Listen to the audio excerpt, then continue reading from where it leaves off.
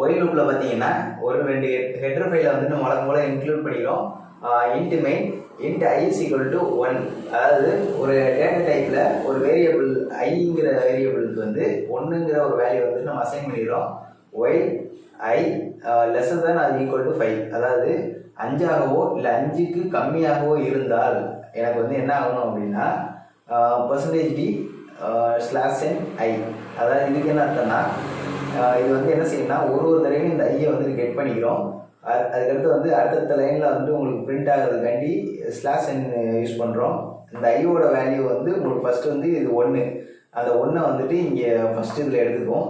அடுத்த தடவை 2வது தடவை வரும்போது என்ன செய்யணும்னா I++ அப்படின்னு சொல்லி நம்ம இன்னொரு கண்டிஷன் கொடுத்துருவோம். அந்த கண்டிஷன் என்ன வேலை செய்யணும்னா இதோட ஃபஸ்ட்டு பிரிண்ட் ஆகிறது 1 பிரிண்ட் ஆகிரும். அதுக்கப்புறம் வந்து அது கூட இன்னொரு 1 பிரிண்ட் ஆகும். அப்போ வந்து 1 2 அது கூட இன்னொரு 1 பிரிண்ட் ஆகும். ஸோ 3ஓட இன்னொரு 1 கூட்டம், அப்போ வந்து அது 4, அதோட இன்னொரு 1, அப்போ 5. ஸோ இந்த மாதிரி வந்து ஒன்றா அதுக்கு மேலே வச்சு கூட்டிக்கிட்டே வரும். அதுக்கு தான் நம்ம வந்து I++ன்னு கொடுத்துருக்கோம். நீங்கள் என்ன வேல்யூ இங்கே வருதோ அந்த வேல்யூவை கெட் பண்ணி அது கூட வந்துட்டு ஒன்றா இது வந்து ப்ளஸ் பண்ணிக்கிட்டே போகும். இதுக்கு பேர் தான் இன்க்ரிமெண்ட் ஆப்ரேட்டர்னு சொல்லுவாங்க.